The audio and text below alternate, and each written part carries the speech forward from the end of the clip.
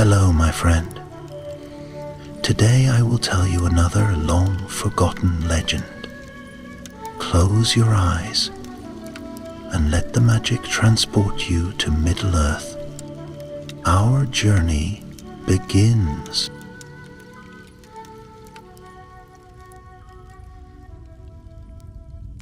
In the high halls of Rivendell, where waterfalls sang soft lullabies through silver trees and moonlight danced upon white marble floors, a shadow crept unseen. It began not with a roar, but with a whisper. Whispers carried by wind from the north, where the mountains were black and broken and the stars seldom shone. They told of old evil stirring, of forgotten oaths kept by those who served a master thought lost forever. That master was Morgoth, the first Dark Lord, banished into the void by the Valar in the elder days of the world. But though he was gone, his will had left seeds in the dark corners of Middle-earth, seeds now beginning to stir. In the quiet of night, a lone figure walked the vaulted corridors of Rivendell. He wore a cloak of the Dunedain Rangers, yet his step was too light, too silent. His eyes, once gray with wisdom, now held a gleam of something unnatural. He moved with purpose, bypassing guards and spells meant to ward off evil.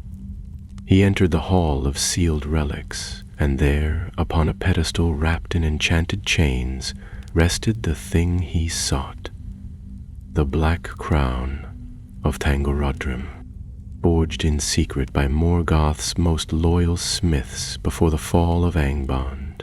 The crown was no simple ornament. It held within it a shard of his malice, a curse bound to his name and the echo of his voice. None dared to destroy it, not even Elrond, for fear of unleashing what it held. It had rested in silence for centuries, until now. With trembling hands, the traitor reached forward. The runes flared blue, the chains hissed like serpents, but he did not falter. With a whispered incantation in the black speech, he broke the seals, and the chamber groaned as though in pain. The crown pulsed once, then dimmed. He was gone before the alarm rang. By morning, the High Council was in uproar. Elrond's face was stern, his brows furrowed with grave thought. "He was one of ours," he said, gazing at the broken seals. "A ranger named Marion, once loyal, now corrupted. A call went out across the lands to those still true. The mission was not one of armies, but of speed, stealth, and courage. The crown must not reach Angmar. If it did, the Dark Court would rise, and worse might follow. Thus it was that a small company was formed. Eren, youngest of the Dunedain, but bold of heart, stood before the council. His cloak was worn, his boots muddied from the wild, but his eyes held fire. He had known Marion once, even looked to him as a brother. Now he sought to bring him down. Beside him stood Tharniel, an elven huntress of Lorien, tall and lithe as a silver birch. Her bow had felled beasts in the black woods, and her arrows whispered death. She had lost kin to the darkness long ago, and sought vengeance with quiet resolve. Last came Brock, a dwarf of the Blue Mountains, shorter than the others, but wise in runes and lore. He knew of the crown's making, of the secret paths beneath Angmar's peaks, and he carried with him a map written in fire ink and memory. "These three shall go," Elrond declared. "They are swift, unseen, and brave. They must find Marion and the crown before the solstice moon, when the ritual to break Morgoth's prison may be begun." Cailan knelt and placed a hand to his heart. "I will not fail." So they set out that very night, beneath a sky veiled in cloud. The road led north, always north, where snow bit like knives and the trees stood twisted by long-forgotten wars. For days they traveled, through the woods of Eriador and the ruins of Fornost, into lands where even birds dared not sing. In each village they passed, they heard strange tales of stars vanishing from the sky, of animals fleeing eastward, of dreams filled with burning crowns and a voice like thunder. Then, on the 7th night, as they camped beside a frozen stream, Kaelin found something. A scrap of cloth caught on a thorn bush, ranger gray but torn, and nearby footprints, light yet deep, bearing north. "Past this way," Kaelin murmured. Not 3 days passed. Tharniel studied the tracks.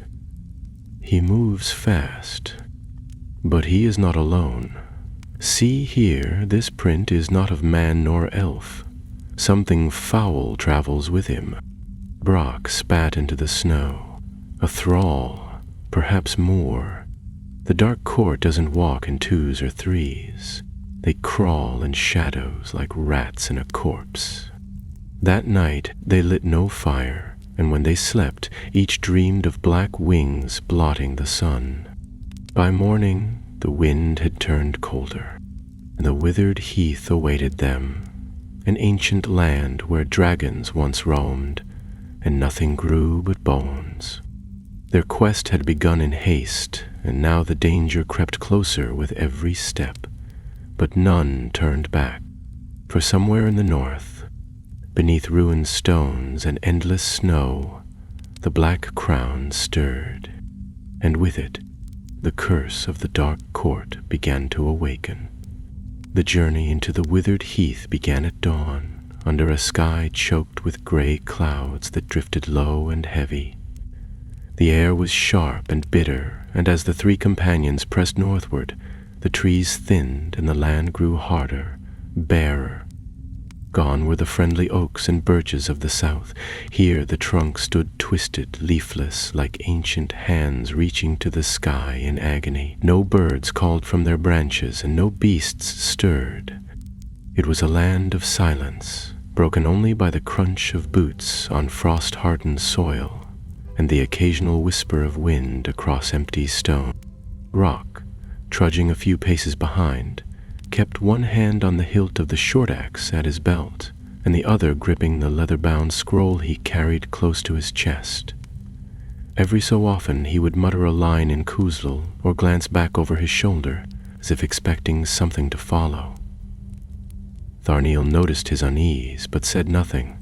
Her bow was always within reach, an arrow resting near her fingertips. Kaelin led them forward, scanning the path ahead, his thoughts fixed on the trail of Marion and the grim knowledge of what he now carried. That evening, they made camp in the hollow of a broken hill, sheltered from the worst of the wind. Tharniel lit no fire, the stars were hidden, and the moon offered little light. They ate cold bread and dried meat in silence, and when the food was gone, Brock unrolled his scroll and laid it across a flat stone. "This is where we are," he said, tapping a point shaped like a claw on the parchment. "The edge of the heath. Beyond this lies the Deadway, a pass once used by the orcs of Angmar. Few dare it now, but Marion may have gone that road. It would take him to Dolgrath."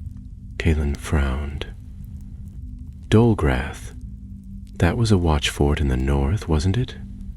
Lost during the fall of Arnor?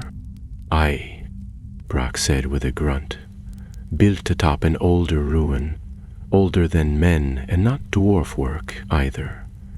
Some say it was made in the days when Morgoth walked freely in Middle-earth."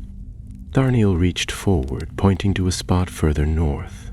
"What lies here, beyond the pass?"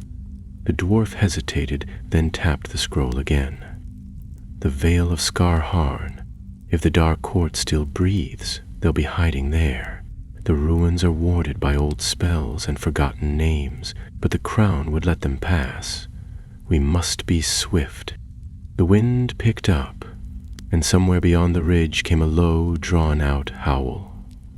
Not wolf, not warg. Something worse. Thornhill drew her cloak tighter around her shoulders and rose. "We'll take turns on watch," she said, "and we move before the light. I want to be clear of this place before dawn." They slept fitfully. Kaelin dreamed of fire-devouring trees, of a black crown pulsing with light, of Maimerion standing at the mouth of a cave, his eyes like coals in a dead face. When he woke, the wind had died, and the first light of day painted the hills in pale silver. They broke camp without a word and continued north. By midday, the land had begun to climb. Jagged rocks jutted from the soil like dragon teeth, and the wind had returned, colder now, sharp as daggers. Thornhill moved silently, a shadow among shadows, her gaze sweeping every ridge and gully. Kaelin's hand never left the hilt of his sword. Brock lagged slightly, breathing heavily, but pressed on without complaint. As they reached the top of a narrow ridge, Thornhill raised a hand to halt them. She crouched, studying the ground. Beneath a thin dusting of frost, footprints marked the earth, deep, clawed, and inhuman. "Curiel," she whispered, "or something worse." Brock knelt beside her.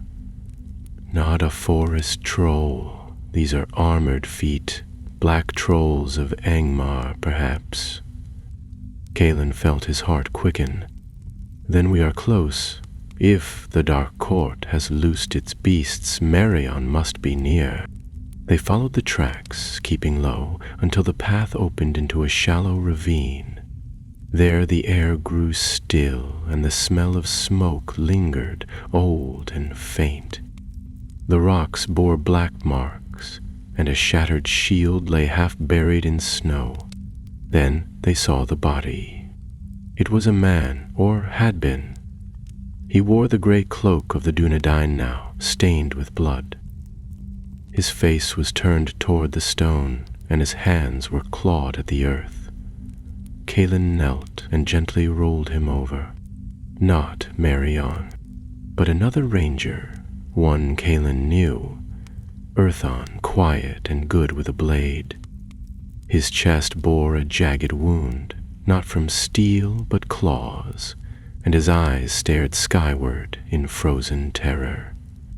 Thornhill closed them gently and rose without a word. "I've followed Merion," Kaelin said. "He must have tried to stop him." Brock looked around. Then others may be near, or the beasts who did this. As they stood, a cry echoed from the cliffs above them, a deep, throaty sound, like iron grinding stone.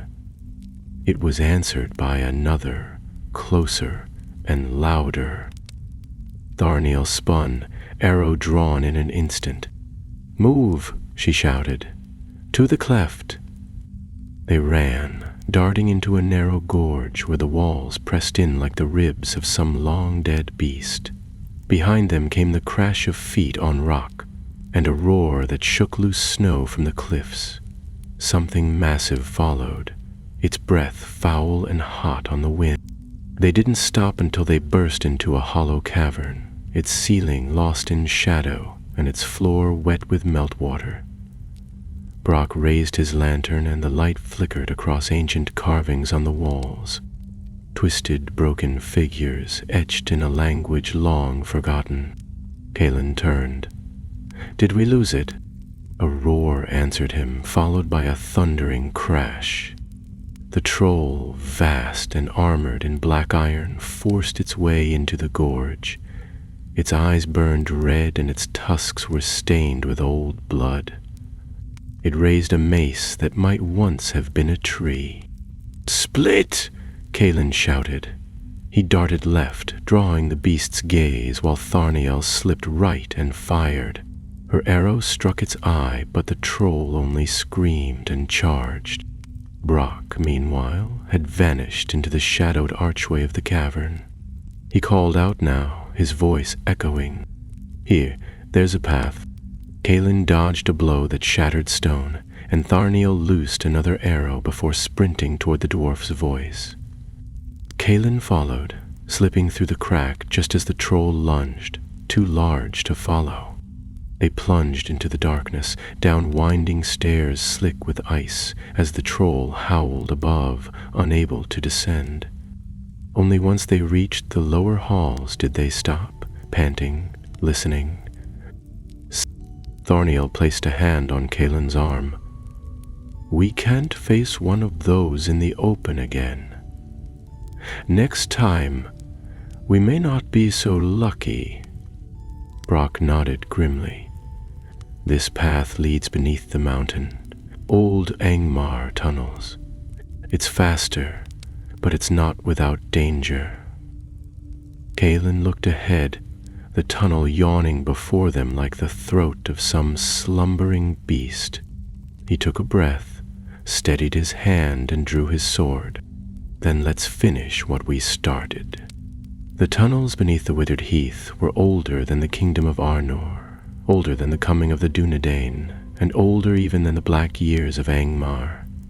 They were cold, damp, and utterly silent, save for the soft drip of water echoing in unseen caverns.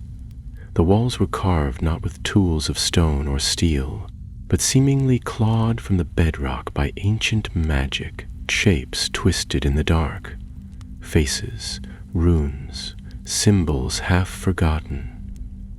And the deeper the companions walked, the more the air thickened with the sense of something watching. Kaelin held a torch in one hand and his sword in the other, the blade catching faint reflections from the slick stones around them. Brock led the way, consulting his fire-inked map by lantern light, his fingers tracing routes last trodden by those now buried deep in time. Tharniel followed close behind, silent as a shadow, her eyes flicking to every movement in the gloom. Though she said little, her posture was taut, ready to move at the slightest sound. After what felt like hours of walking, they came upon a wide chamber where the ceiling vanished into blackness. Great pillars rose like tree trunks, holding up unseen heights, and broken statues lined the edges of the room. One, half collapsed though, showed a figure once majestic, its features now too worn to be identified, though the long fingers and cruel crown hinted at ancient evil. "This was a hall of kings," Brock muttered, brushing moss from an inscription near the base of a statue. "Not men, not dwarves, sorcerers perhaps, those who came before Angmar and left only curses behind." Kaelin stepped carefully around a shattered brazier and peered down a side passage. If Marion came this way, he may have passed through here. Do these tunnels connect to Dalgrath? "They do," Brock said, rising to his feet. "Or at least, they did. The lower levels fell to ruin after the fall of Karn Dam. Some passages are blocked by rock or worse." They pressed on, navigating stairs that spiraled down into blackness and bridges that spanned bottomless chasms. Strange whispers followed them, never clear, never loud, but present, like voices carried on a far wind.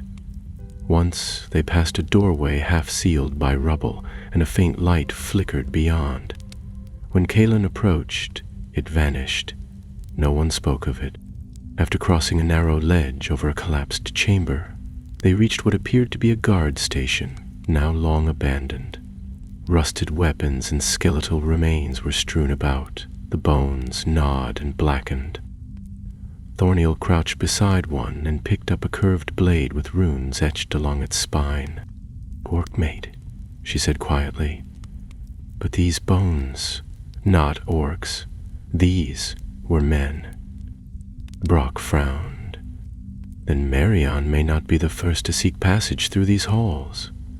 The Dark Court's reach is longer than we thought." As they advanced, the air began to change.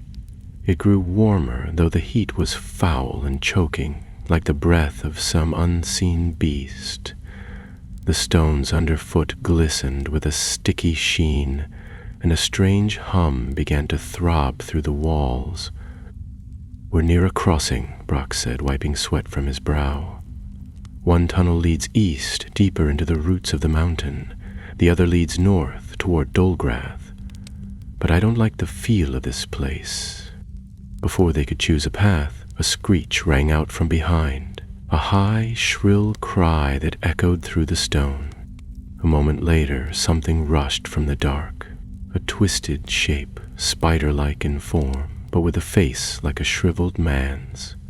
Its limbs clattered on the stone, and it lunged with horrifying speed.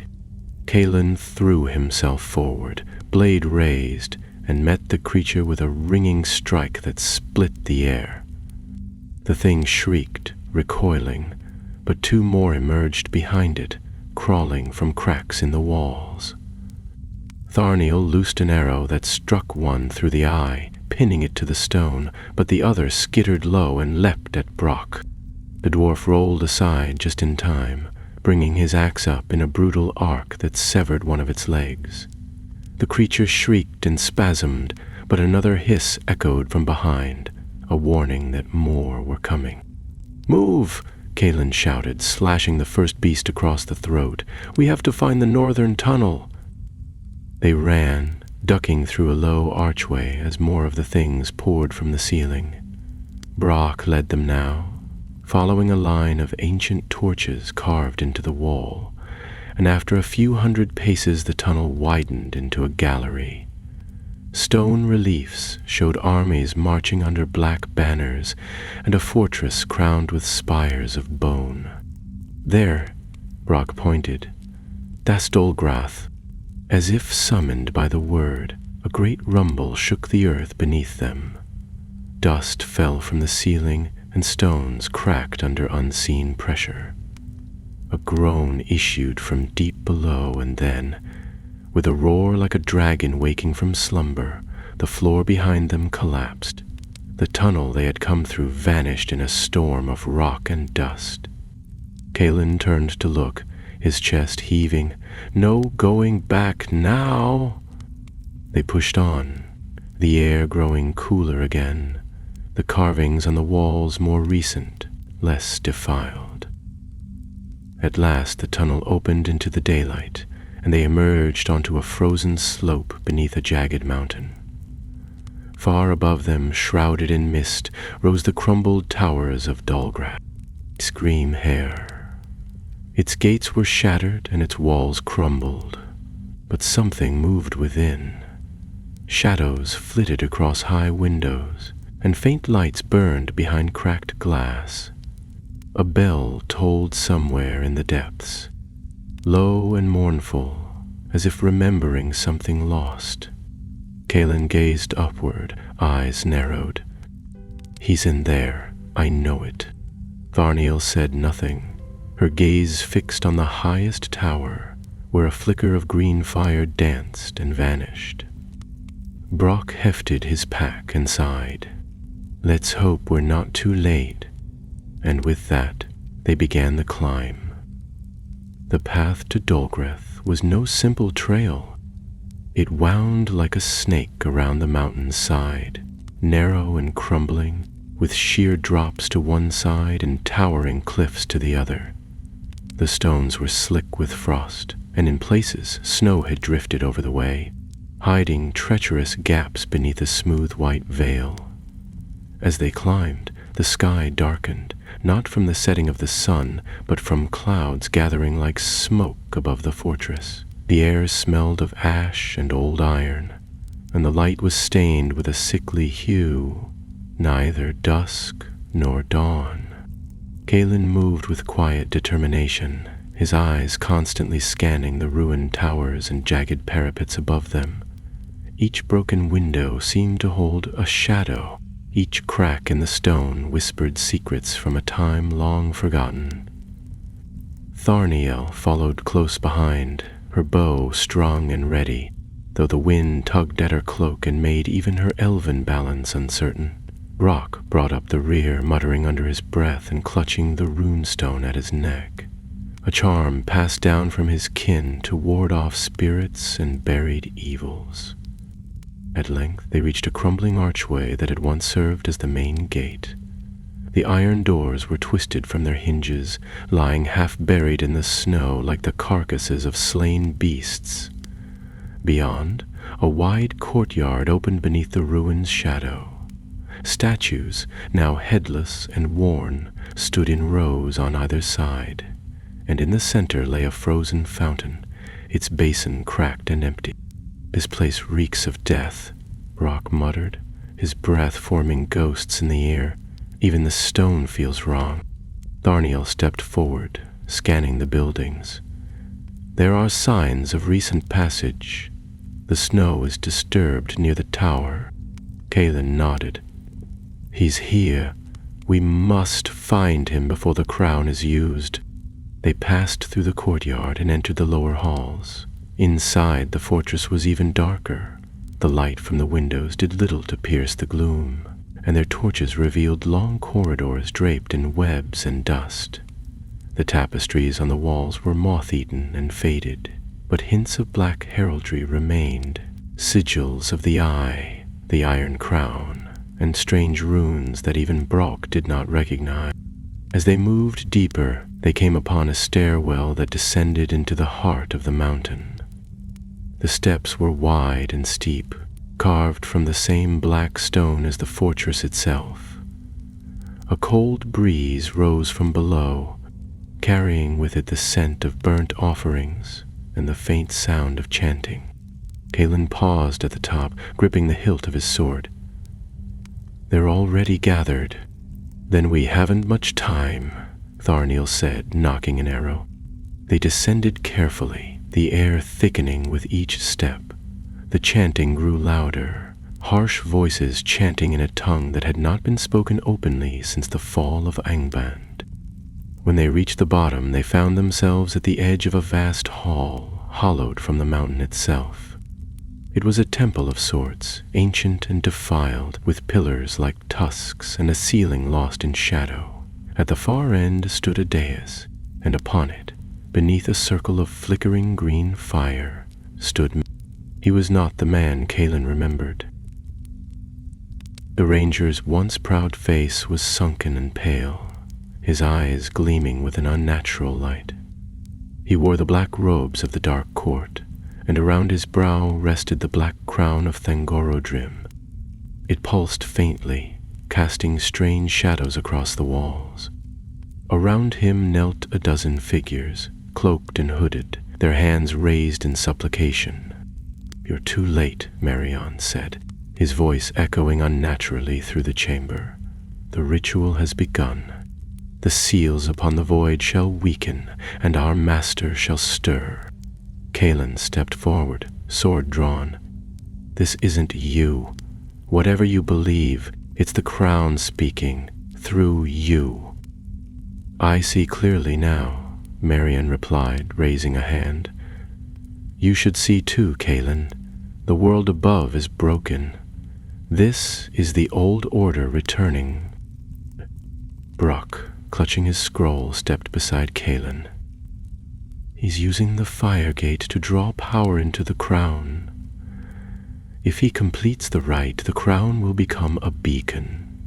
Morgoth won't need to return physically. His will alone could shatter the world." Tharniel loosed an arrow without warning.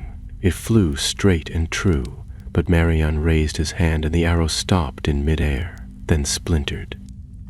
He turned toward her, lips curling.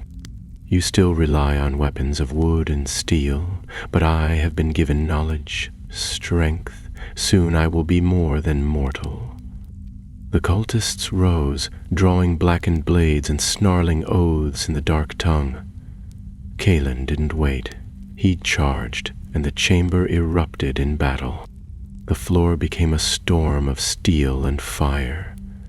Kaelin met the first cultist with a downward blow that split sword and man alike. Tharnael moved like lightning, each arrow finding its mark. Brock stayed near the base of the dais, carving protective runes into the stone and calling out ancient dwarvish charms. The light above began to shift, flaring green, then red, then white, as if the ritual were straining against time itself. Marion stepped down, sword in hand, and met Kaelin with a clash that rang through the cavern. Their blades danced, steel on steel, but it was clear Marion had changed. His strength was no longer bound by flesh alone. Every strike forced Kaelin back. Every parry sparked with foul energy.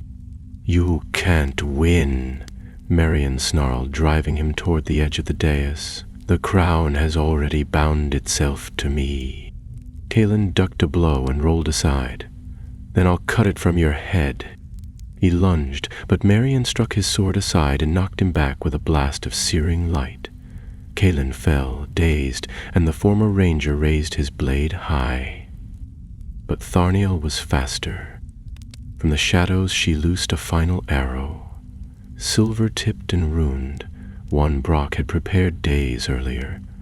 It struck the crown squarely, embedding into the band of iron. The glow dimmed. Marion staggered, the spell faltering, and in that instant Kaelin surged upward and drove his blade through Marion's chest. For a heartbeat, all was still.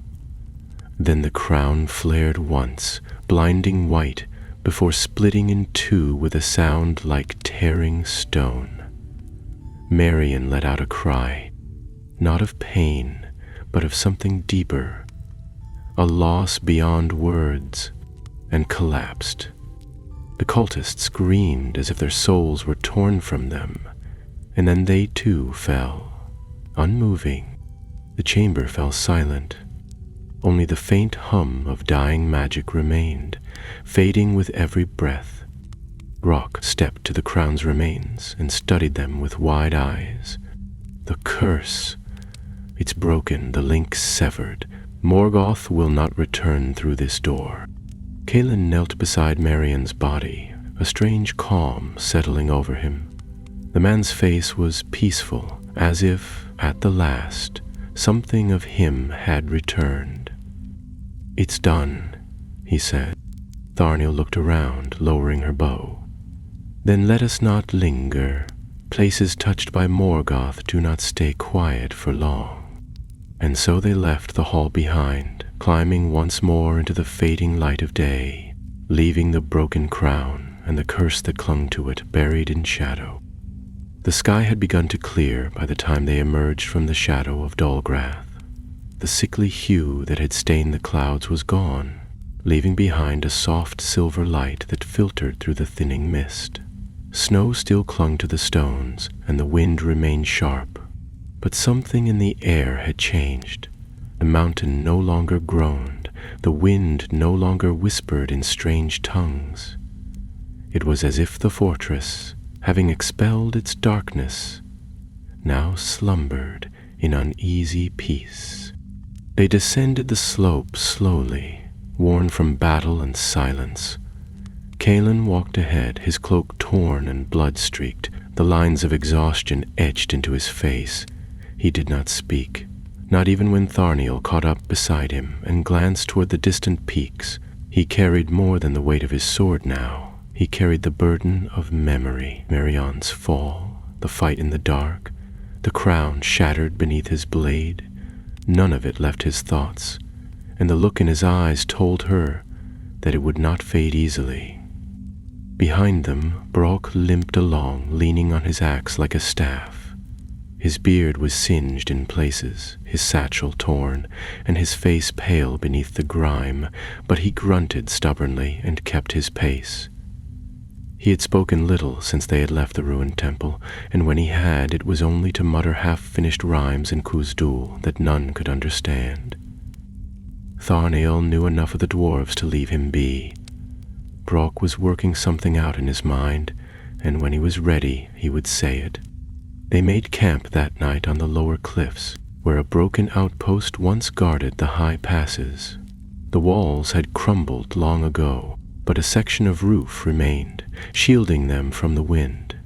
Tharniel set traps around the perimeter, more out of habit than expectation, while Calen tended to the fire. Brock sat a little apart, carving runes into a flat stone with the tip of his dagger.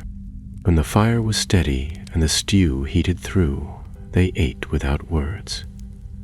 It was not until the flames had burned low and the stars blinked out from behind drifting clouds that Calen finally broke the silence. "We stopped the ritual. The crown is destroyed, but why do I feel like it isn't over?"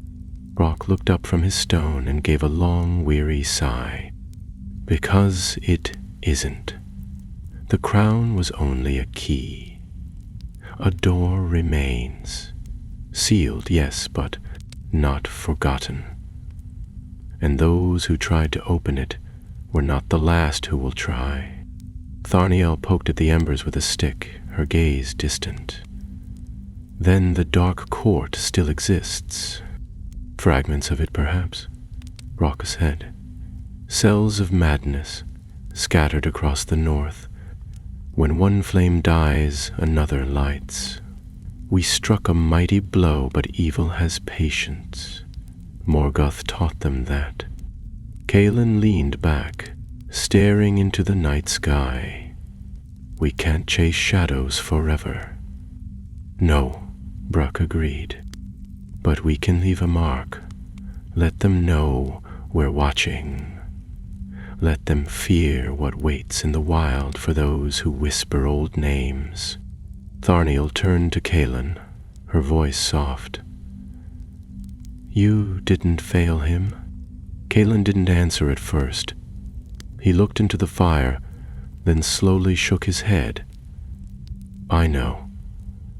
But that doesn't make it hurt less." The wind howled over the ridge, and for a time none of them spoke. The next day they made their way down from the highlands and began the long road south. They passed again through the barren lands of the heath, now calmer though still lifeless. The stone faces in the mountains no longer wept ash, and the skies held no more burning stars. In villages along the way they heard stories of nightmares fading, of sudden peace, of darkness lifting like smoke from the fields. News of a storm dying in the north had already begun to spread, though none knew the truth of what had passed. It was in the halls of Rivendell, beneath the high banners of ancient kings, that they gave their report. Elrond listened in silence as they spoke of Dolgrith, the crown, and Maymarion. When they finished, he rose and walked to the long windows that overlooked the waterfalls. "You have done more than you know," he said at last. "This age forgets the weight of old evils, but you have reminded us. The dark court may stir again, but now we are awake." Brock offered him the rune-carved stone he had carried from the mountain. "A warning for your vault. Keep it near the remains of the crown." Elrond took it solemnly. "It will be done." For a time they remained in Rivendell, resting, healing, and reflecting. Kalan wandered the woods often, alone, though he always returned by sunset. Tharniel spent her days in the library, poring over old maps and scrolls, marking new paths and forgotten watchpoints. Brock disappeared into the forges below the hill, sharing tales with smiths and crafting something none of them saw, until the day they departed. On that day, he presented Callan with a dagger of black steel and silver edge, etched with 3 runes that shimmered like starlight. "For the next time," Brock said gruffly, "because there will be a next time." They left Rivendell under a sky of soft gold and pale blue. The wind was kind that day, the birds loud in the trees, and the mountains distant and still. They did not speak of the future, for it was uncertain, but each of them knew that their path had not ended, only shifted. In the deep places of the world, in crypts beneath forgotten ruins, in whispers carried by old crows and strange winds, the name of Morgoth still stirred. But now, so did the name of Calin the Trueblade, of Tharniel the Silent Arrow, and of Brock Stonekeeper. And sometimes, even in the darkest corners of Middle-earth, a little light is enough. A fortnight had passed since the companions left Rivendell.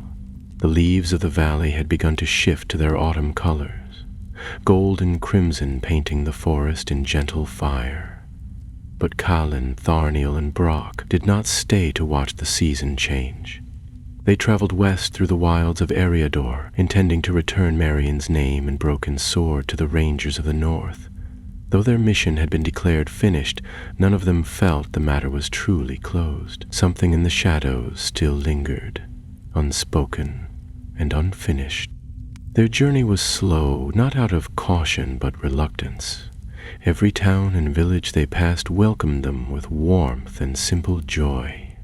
News of their deeds had not spread, but it seemed that the darkness lifting from the north had lightened hearts across the land. Children played longer in the fields, harvests ripened early, and the stars seemed brighter above the meadows. Yet Caelin's thoughts often strayed to the black halls of Dolgrath, to Merion's voice twisted by shadow, and to the moment the crown had shattered in his hands. His companions noticed the change in him. He still laughed, still fought when needed, still stood guard in silence through the nights. But the edge in his voice was keener, and his eyes always scanned the distance, as if expecting something to return from the dark. One afternoon, as they crossed a broad stretch of heath not far from Lake Evendim, they came upon a curious sight. A line of standing stones stretched across the ridge, worn by time but clearly set with purpose. Each bore a single rune, too ancient for Brock to read with ease. Tharniel walked among them slowly, her fingers brushing the rough stone, her expression unreadable. "These were not made by men," she said after a long pause, "nor by elves of this age. This is eldercraft, perhaps even from the time of the Wars of Wrath." Brock frowned as he studied one of the stones more closely. "This mark, I've seen it before, in the black scrolls beneath Khazad-dûm. It was used to seal deep vaults, places where dark relics were buried beyond reach." Calin, who had been standing apart, turned sharply. "You think there's something buried here?" "I think," Brock replied slowly, "someone meant this ridge to be left alone." That night, they camped in the lee of the stone line. The wind moaned softly through the gaps between the monoliths, and the fire burned low despite their efforts. The stars were dimmer than they had been the night before, and a silence had settled over the land too still to be natural. In the early hours before dawn, Calin was on watch when he heard it. A low whisper, drifting through the stones, not carried by wind but slithering like a voice beneath thought. He stood and stepped closer to the circle, his hand on the dagger Brock had given him. The voice came again, this time clearer. "Warden of the Flame, the seal is weak." He froze. Every muscle tensed. The fire flickered behind him, casting long shadows between the stones. Calin looked around, but the land was empty. Still, the voice persisted. "The crown was but one key. The lock is broken, but the gate still stands. We rise where your eyes do not see." A rush of cold struck him, not from wind but from within. Then it was gone. "At dawn," he told the others. Brock's face darkened as he listened, and Tharniel did not speak for a long while. "It was a warning," Brock said finally. "Or a lure." "Could it be another piece of the crown?" Calin asked, glancing back toward the standing stones. "No." "The crown is destroyed," Brock said firmly, "but the curse that clung to it, that is older, deeper. If something remains, it might be tied to the court itself, not just a relic, but a part of their power still hidden. Tharniel lowered her hood and looked toward the west. If they rise again, it will not be from open places.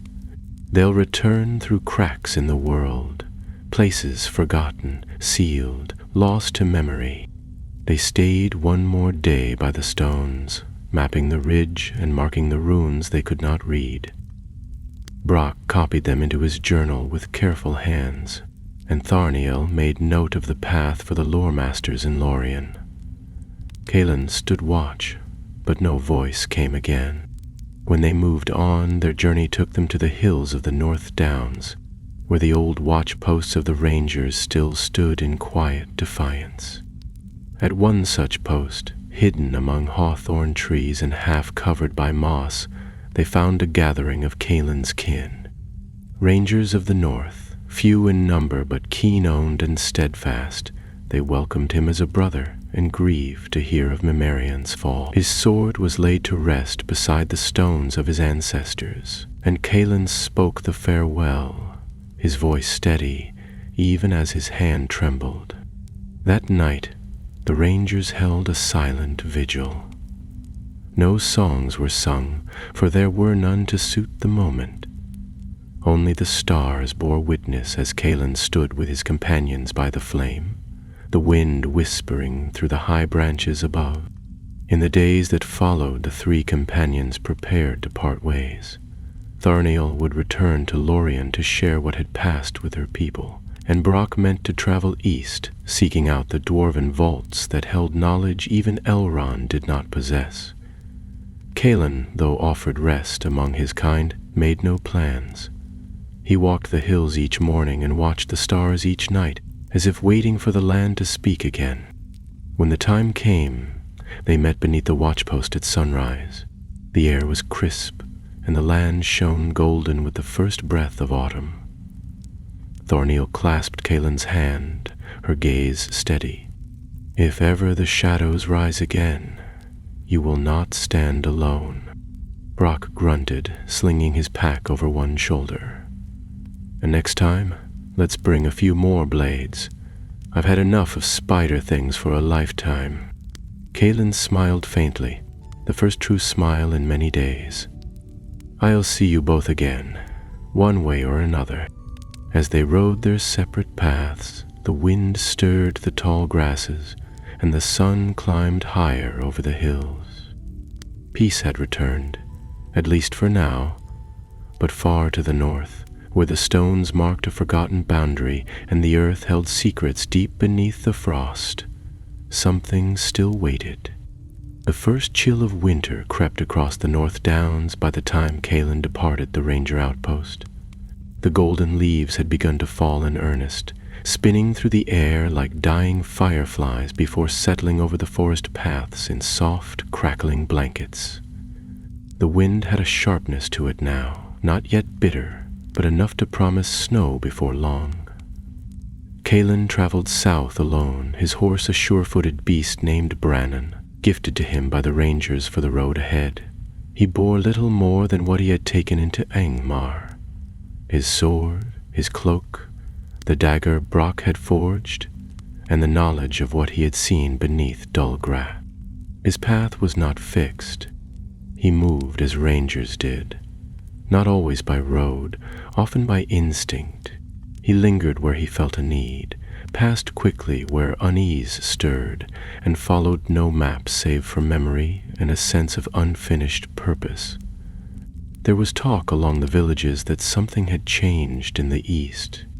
Rumors of strange sightings near the Barrow Downs, of lights dancing among the tombs, and of a rider cloaked in ash passing silently beneath the stars. Most dismissed such stories as nonsense, but Kaelin listened carefully, for such nonsense had a way of pointing to truths too strange for ordinary folk to name. One cold morning, as he rode beneath the gray boughs of the Old South Road, he found himself watched. The feeling settled over him like a mist, subtle at first, then steadily pressing. He glanced over his shoulder but saw nothing, only the trees standing quiet and still. Yet the sensation did not pass. Somewhere ahead, or perhaps behind, eyes were following. He dismounted in silence, leading Brannon into the underbrush and slipping through the trees like the shadow of a shadow. After some time, he came upon a trail, faint but recent, prints too large for deer and too careful for wolves. He followed the signs westward until he came to the edge of a shallow ravine, and there he saw it, a figure in a long gray cloak standing motionless by the water. At first he thought it another ranger, but something in the stillness of its stance set his skin prickling.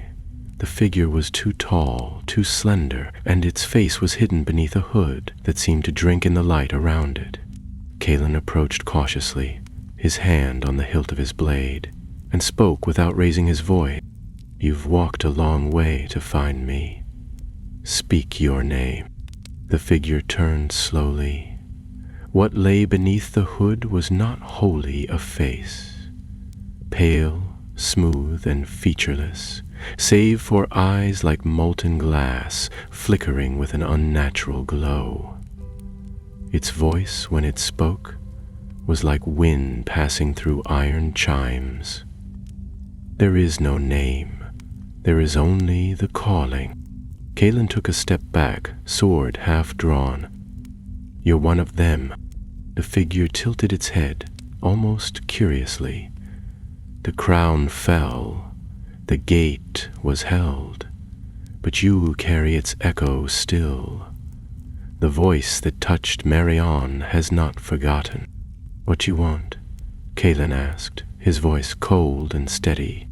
The creature raised one hand, and in it gleamed a shard black and jagged, no longer than a man's finger, but pulsing with a dim, sickly light. "Walked far, carried far, buried deep, the court sleeps, but not all are blind." Before Callan could move, the thing dropped the shard into the water and vanished.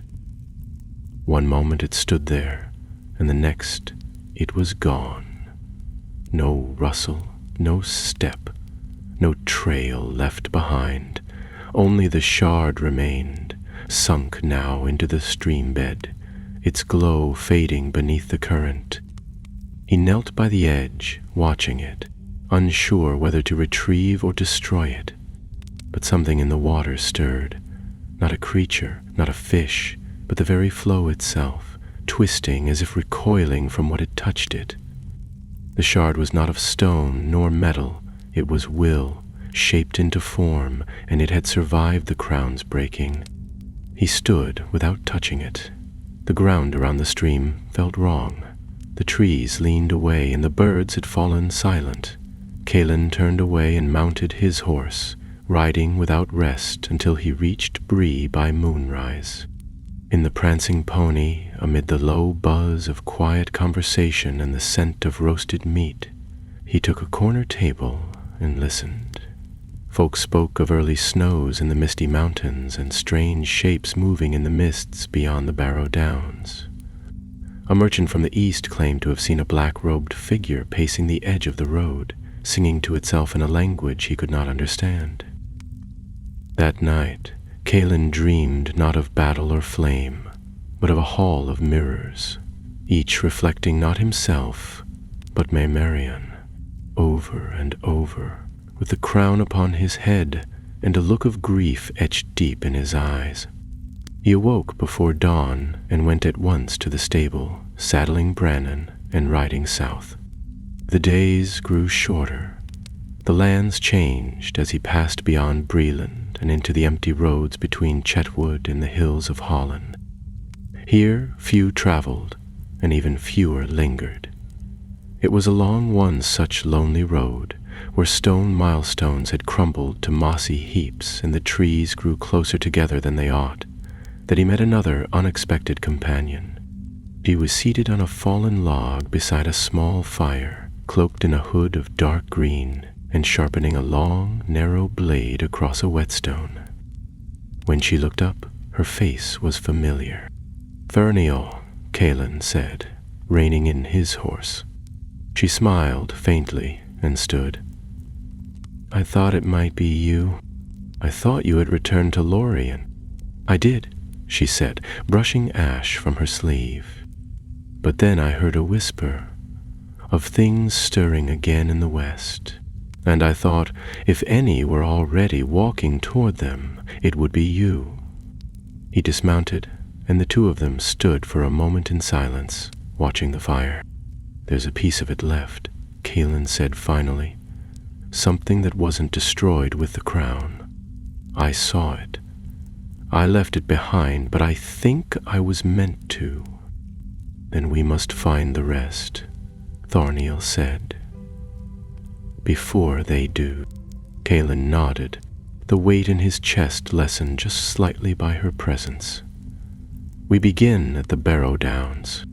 As the fire died and the first flakes of snow began to fall, the two companions made ready once more, their path leading into older dangers and deeper secrets. The war had not returned, but it had not truly ended. They made for the Barrow Downs before sunrise, following narrow trails between frost-touched fields and silent, mist-laced glens. The land had an old, brooding stillness about it, as if the hills themselves were listening. Few dared to travel there, and fewer still returned unchanged. Even the rangers of the north kept to the edges, watching from a distance but seldom entering, for the downs were haunted not just by wraiths of the body, but by memories older than men's songs. As they rode, Kaelin and Tharniel spoke little. There was no need. The silence between them was not heavy but deep, like the hush before a storm. Tharniel rode with her hood drawn low, her eyes scanning the tree line and the ridges beyond. Her bow rested across her lap and her quiver hung easily from her shoulder. Kaelin watched the sky more than the road, as if waiting for something to break through the gray veil that hung over the world. By dusk on the second day, the hills of the Barrow Downs came into view. They rose like pale green waves, smoothed by time and dusted with the first snow of the season. No birds flew overhead, and the air grew colder, sharper, as if winter had taken root here more deeply than anywhere else. The trees that bordered the downs stood far apart, as if unwilling to reach into that realm of the dead. They set up camp at the edge of the grasslands, beneath a large beech tree whose roots curled over ancient stones. Kaelin kindled a small fire, carefully shielded from view, while Tharniel laid out a map etched on a thin sheet of birch bark. It was old, marked with faded symbols and lines that twisted like the roots of a tree. She pointed to a place near the center of the downs, where 5 mounds formed a crescent. "There," she said quietly, "the heart of the ancient burial field. Old kings were laid there long before Arnor. Some say they served the house of Hador, others that they were lords from before Numenor. But more than bones were buried beneath those hills." Kaelin leaned over the map. "And you think the court would come here? To what end?" She met his eyes. "Because the barrows are gateways, not just to the past, but to what lies beneath it. Morgoth's curse was not limited to one relic. It was a chain of them. Break one and the others shift." They watched the fire for a while, its glow flickering against their faces, until the cold forced them to draw closer. That night, Kaelin dreamed again, not of Dalgrath or Marion, but of mists rolling over the hills and of voices chanting from beneath the earth. When he awoke, the fire was nearly out, and frost had crept over the grass like a thin silver web. They left their horses tethered beneath the trees and entered the Barrow Downs on foot. The silence there was unnatural. Their steps made no sound. The wind, when it came, carried no scent. The grass was pale, and the sky above remained flat and gray, with no sun to warm it. As they passed between the mounds, Tharniel whispered ancient words under her breath, a protection charm known only to her kin. Hours passed. They found no sign of movement, no disturbance of earth or stone, until they reached the 5th barrow. It was the smallest of the 5, overgrown with twisted ivy and ringed with sharp stones that jutted from the ground like broken teeth. A single tree, blackened and leafless, stood atop it like a warning. Calen paused at the base and frowned. Something's wrong here. It feels hollow. He placed his hand against the side of the barrow, and at once the ground beneath him shuddered. Tharniel stepped back, bow raised, but the tremor passed quickly. Then a soft sound emerged, a distant humming, like a voice singing in a forgotten tongue. Without speaking, they moved around the mound and found a crevice where the earth had split. A tunnel opened before them, sloping down into the dark. The air that rose from it was damp and cold, but not foul. It smelled not of death, but of stone and dust and long-held secrets. Tharniel lit a lantern, and together they descended. The tunnel narrowed quickly, the walls pressing close, and soon they were crouching to move forward. Runes lined the walls, faded to near invisibility, and the deeper they went, the more intricate they became. At last the path opened into a small chamber. It was circular, carved from black stone, with 5 pillars supporting the low ceiling. In the center stood a stone basin filled with still water, and above it hung a chain of silver broken at one end. "This isn't a tomb," Calen whispered. "It's a vault." Tharniel circled the basin, examining the runes around its edge. A place of binding. Whatever was kept here wasn't meant to be buried. It was meant to be hidden. Calen stepped to the basin and peered into the water. At first, it showed nothing. But then, the surface shifted, and a vision formed, flames licking across stone, a dark figure kneeling in a snow-covered field, and a shadow rising behind him like smoke given form. He jerked back. I saw him, Marion, but not as he was. Something older, something behind him. Tharniel reached into the basin and touched the surface. The water remained still, but her expression hardened. There's a presence here, waiting. From the shadows, a sound began, a slow, scraping hiss that echoed between the pillars. Both turned, weapons drawn, but the room remained empty.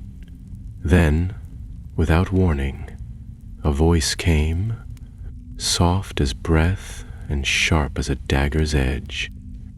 You break one chain, but the others hold. You silence one mouth, but the others speak. The light dimmed. The runes on the walls began to glow, faint and red, like embers in dying ash. From the far end of the chamber, a figure emerged, not living, but not wholly dead. Its body was wrapped in tattered robes, and where its face should have been, only shadow moved. The court never died, it said, raising a hand. We learned to sleep. Calen stepped forward, blade ready. You're a shade, one of the old sorcerers, bound here by those who came before. The figure tilted its head. I was the warden of this vault, but now the seals weaken, the shard stirs. Tharniel drew her bow, arrow nocked. What is the shard? What does it open? The figure laughed softly, like the rustle of leaves falling into a grave. The gate beneath, the last door. Break it, and he shall look upon the world once more. Before either could strike, the chamber trembled. The basin shattered, the runes flared, and the shadow vanished. They stood alone in the quiet. Calen sheathed his sword slowly. It's not over. The pieces are moving again. Tharniel nodded, her eyes on the broken chain. And the last gate waits. They did not speak again until they had left the barrow behind. The gray light of the downs had darkened further, not because of the hour, but because the mist had thickened, swallowing the hills one by one until the land became a maze of white and shadow. Cailan led the way, his hand never far from his sword, while Tharniel followed with her bow lowered but not unready.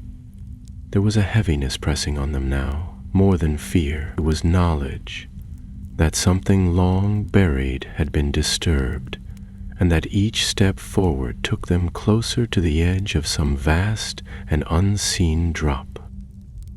When they reached their horses, both animals were restless, snorting and shifting their hooves.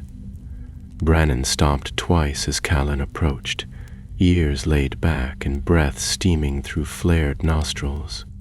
He calmed the beast with a few murmured words, but even as he mounted, he could feel the tension coiled in the air, like a string pulled too tight. They rode west in silence, leaving the barrows behind. The road they followed was not marked on any map, a half-forgotten path that wound through old lands where stone circles stood buried beneath thorn and snow. By evening the mist had lifted, and a bitter wind swept down from the hills. They made camp beneath a cluster of low pines, their fires small and shielded by rock. Tharniel unpacked her satchel and drew out a folded letter, sealed with a green ribbon.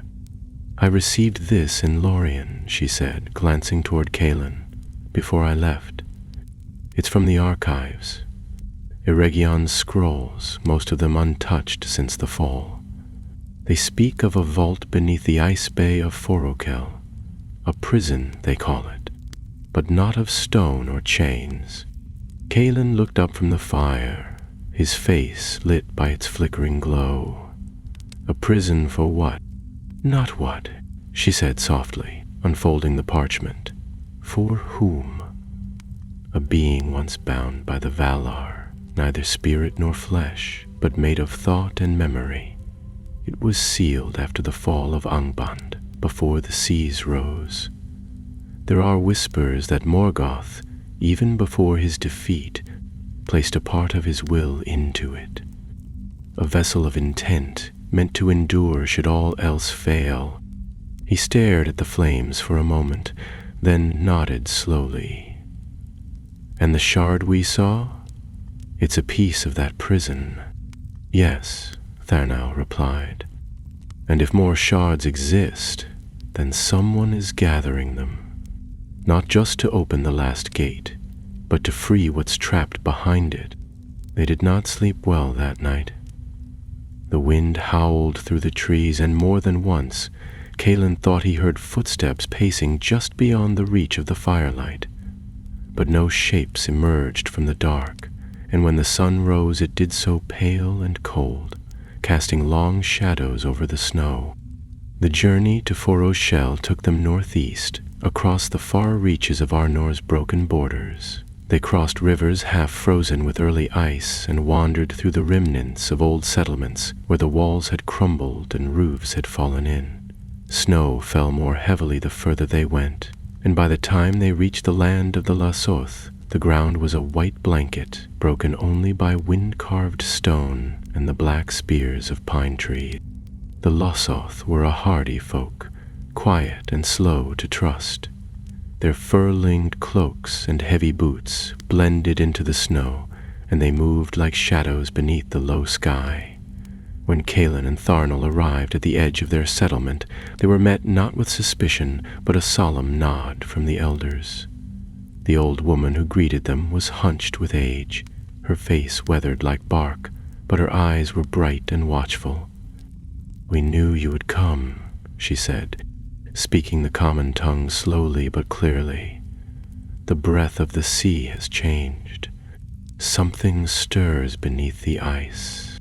They were offered shelter in a longhouse built half into the frozen ground.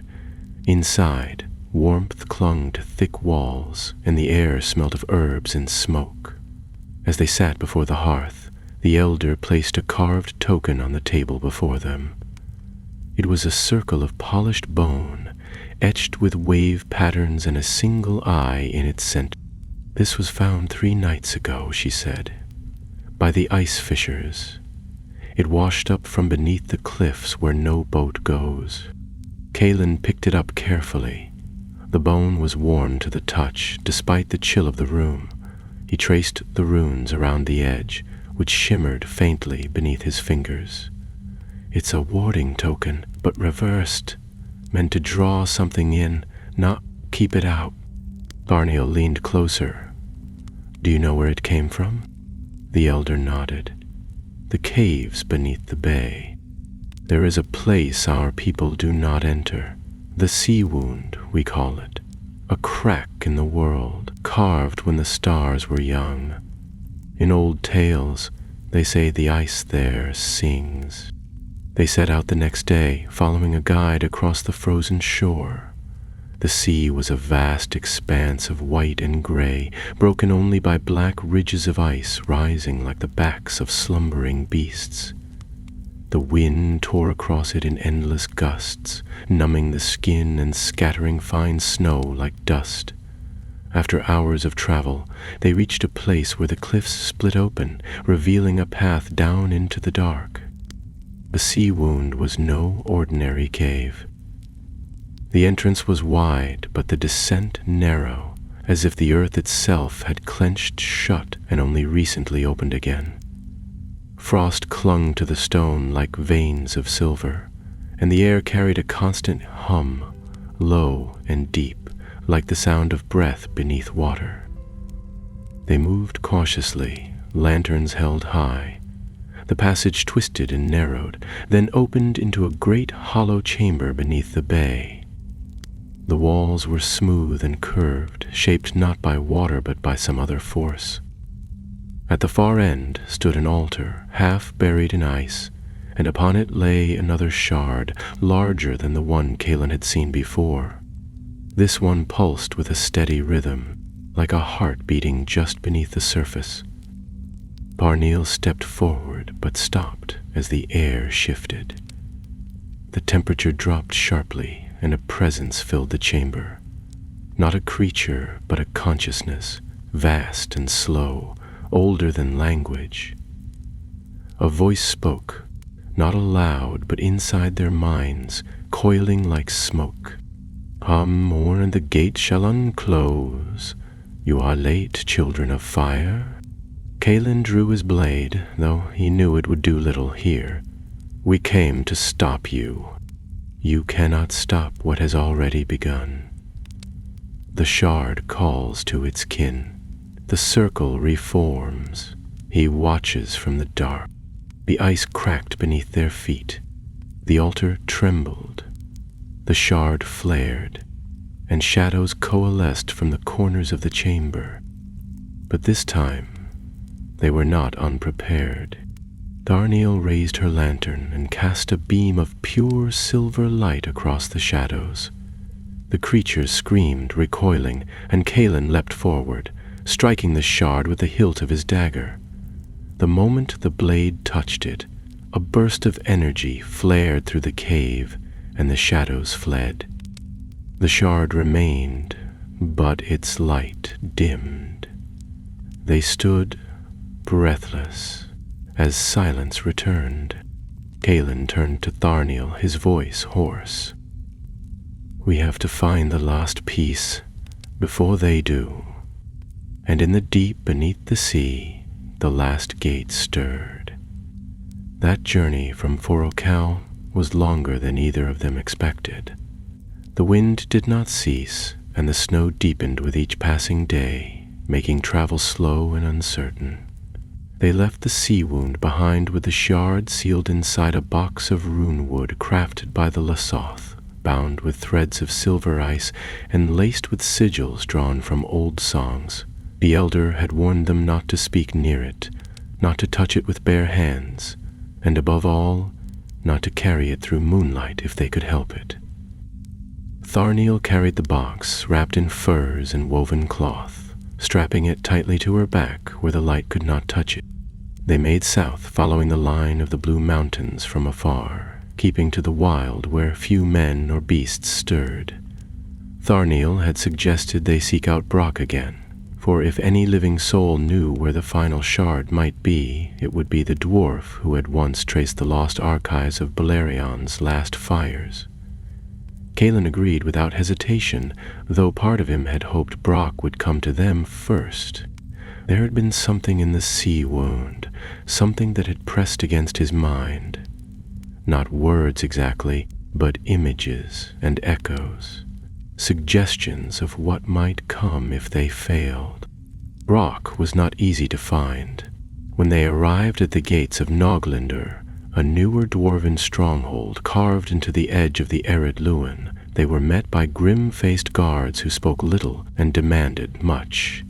Even when Tharniel spoke in clear Sindarin and Calen offered the name of Durin's line, the dwarves were wary. Only when Tharniel unwrapped a fragment of the runewood box and showed them the sigil of the Sea-Wound did their leader nod, and only then were they allowed inside. Noglindr was unlike the great halls of Khazad-dûm or the deep forges of Erebor. It was quiet, not with emptiness but with purpose. Its walls were lined with iron-veined stone, and the air was filled with the scent of smoke and hot metal. The dwarves here did not sing loudly or drink deeply as others did. They worked in silence, carving the bones of the earth into weapons and wards, relics meant to fight shadows, not armies. Brock was found in the lower archives, hunched over a slate desk piled with scrolls, shards of ore, and tools of strange design. His beard was longer than before, streaked with ash and soot, and his fingers were stained with black dust. When he saw them, he did not rise but gestured for quiet. "I thought it might be you," he said, not looking up from his work. "I felt something crack in the north. The air changed." Tharniel set the wrapped box on the table beside him. "We have the second shard. There is a third." Brock gave a long sigh and finally looked at them, his face tired but alert. "Of course there is. Always a third. The final lock." Calen stepped forward. "You said once that the crown was only a key, that Morgoth placed his will into more than one vessel." Brock nodded and reached beneath the desk, pulling out a thin sheet of blackened silver etched with ancient script. "There's a tale few remember. In the days before the fall of Gondolin, when the world was fire and ruin, Morgoth sent forth a shadow in secret. Not a Balrog or dragon. Those were his armies. This was something subtler, a mind made of fragments, scattered across the land. Each fragment was buried in a vessel, the crown, the gate shard of ice, and the final piece, the memory stone." He unrolled a map, old and cracked, showing lands long lost beneath sea and ruin.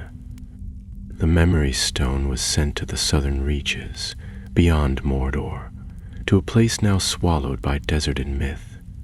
It lies beneath the ruins of Barad-Lair, the Tower of Echoes. No kingdom rules there now, only sand and ghosts. Calen frowned. "How can we reach it?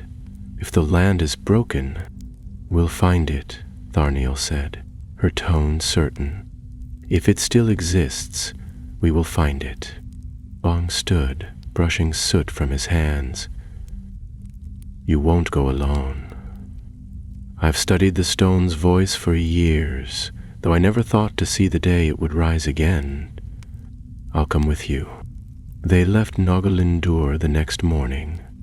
The dwarves sent them with supplies enough to last weeks, packs filled with salted meat, fire crystals, and water skins crafted to resist desert heat. Brock carried a great iron-headed staff marked with fire runes, and though he grumbled about travel and sand and the indignity of sleeping outdoors, there was a sharp light in his eyes that Calen had not seen since Dulgrith. Their journey took them east, through lands untouched by winter. They crossed the last bridge, rode past the weather hills, and followed the greenway south until the land grew warmer and drier. Trees became shrubs, grass turned to dust, and soon they found themselves beneath an open sky where the sun burned white and fierce. The road became little more than a memory, and every step forward was made by guesswork, old maps and the pull of something deeper, something drawing them onward. It was in the third week, beneath a moonless sky and stars sharp as glass, that they came upon the ruins. Barad Lair rose from the sands like a jagged tooth, its stone cracked and sun-bleached. The tower had once stood 5 stories high, perhaps more, but now only 2 remained. Around its base were shattered arches and remnants of a city long buried, half swallowed by dunes and time. The air was still, and the ground trembled faintly beneath their feet. Brock stepped forward, squinting at the base of the tower. "There's a door beneath, covered by the sand. We dig here." They worked through the night. The sand shifted easily at first, but the deeper they dug, the more resistant it became, as if the earth itself did not wish them to continue. By dawn they uncovered a stair of black stone leading into the earth. It was cold to the touch and carved with the same pattern as the sea-wound shard. With weapons ready, they descended. The passage spiraled downward, the air growing colder with each turn. Unlike the barrow or the cave, this place did not hum or whisper. It was silent, entirely and utterly silent. No breath, no echo. Only the sound of their steps and the creak of leather. At the bottom was a chamber lined with mirrors, tall, silver-backed, and perfect, untouched by time. They stood in a circle, and in the center hovered a stone no larger than a man's fist. It was dark gray, almost dull, but within it swirled threads of silver and black, weaving and unweaving in endless motion. The memory stone. Brock breathed. The heart of the last gate. Kalen stepped forward, his voice low. "If we take it, they'll come." "They're already here," Tharniel whispered, drawing her bow. For in the mirrors, figures began to form. Not their reflections, but others. Dark shapes with eyes like stars, faces twisted and shifting, hands outstretched. The gate of echoes was awakening.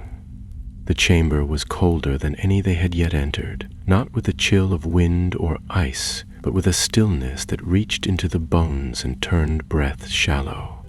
The air pressed against them, dense and unmoving, as though the silence itself had weight.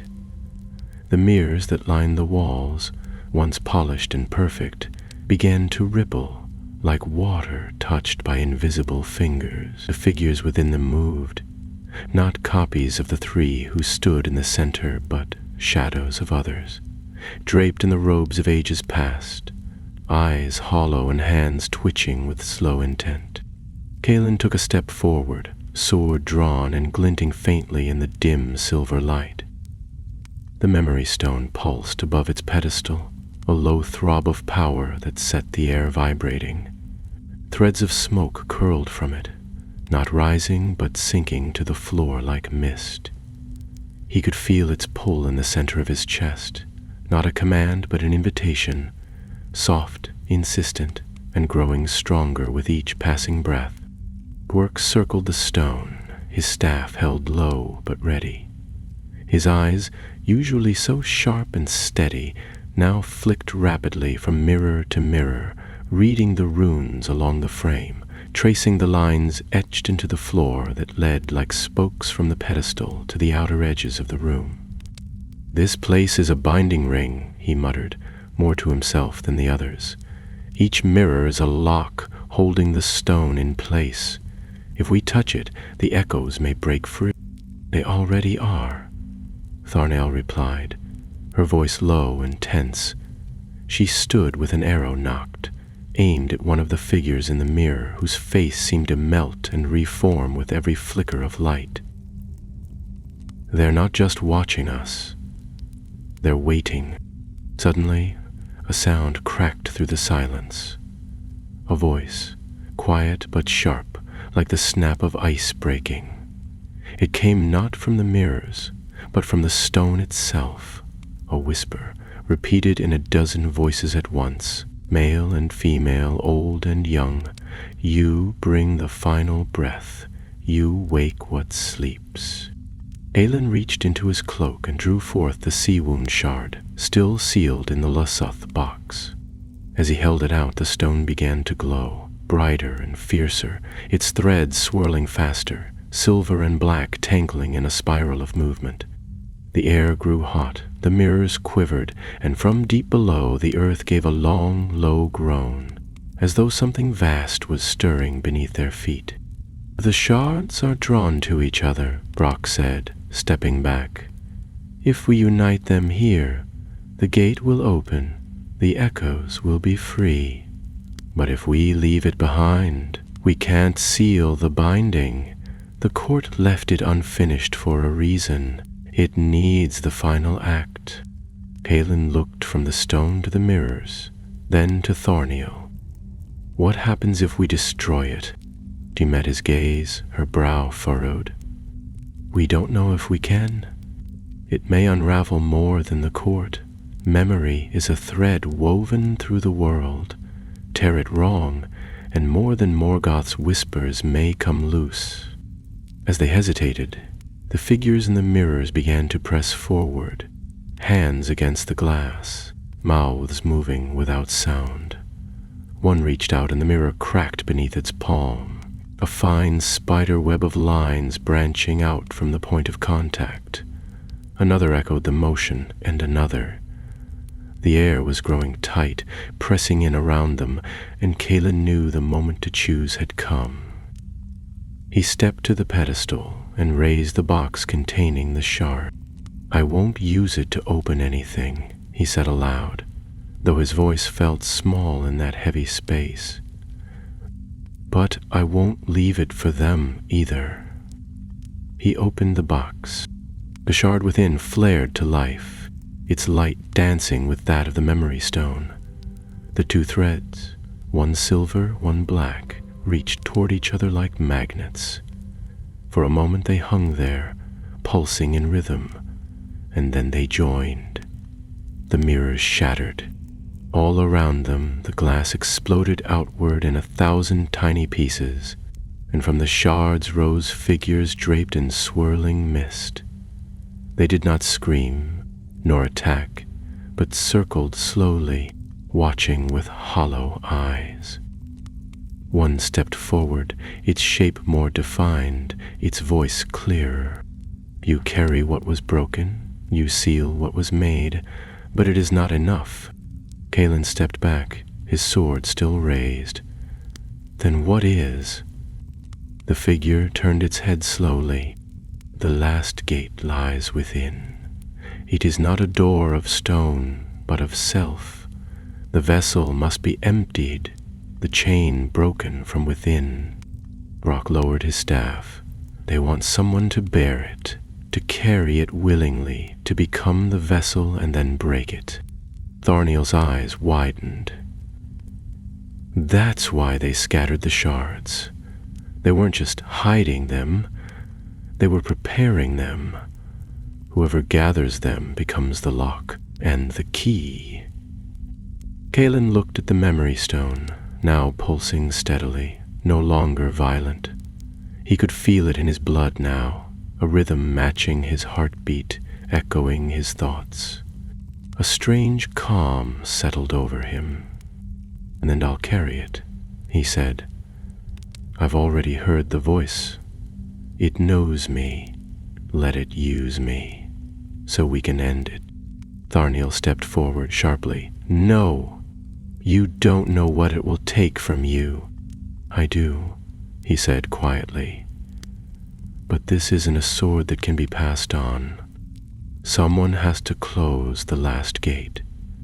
If that means letting it in, and then turning it against itself, then so be it. Brock placed a hand on the pedestal. If you're the vessel, We'll be the shield. We'll get you to the gate, and we'll hold the world together long enough for you to shut it." Kaelin reached out and touched the memory stone. It did not resist. It simply faded, the silver threads flowing into his palm like mist, vanishing into him. The shard followed, dissolving into light and drawing inward, until nothing remained but silence. The echoes vanished. The chamber stood still once more. They ascended from the ruins before dawn, climbing from the spiral path as the first hint of light broke across the sands. Kaelin walked ahead, his face calm but distant, and the air around him shimmered faintly, as if something unseen walked beside him. Tharniel and Brock exchanged a glance but said nothing. The last gate awaited them, and Kaelin now carried the key. They traveled north beneath the stars, their shadows long against the sand and their faces turned toward the hidden places of the world. Kaelin did not sleep. Since binding the memory stone and the shard into himself, his thoughts had become quieter and heavier, as though another presence now rode beside his own. Silent, watching, waiting, he felt no pain nor fear, but a cold certainty that something vast and old had awoken within him. It did not speak aloud, but he heard it, not in words, but in impressions.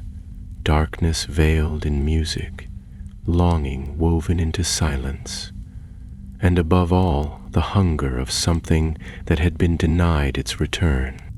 Tharniel kept close to him, though she did not ask what he saw when his eyes clouded, or what he heard when he turned sharply at no sound.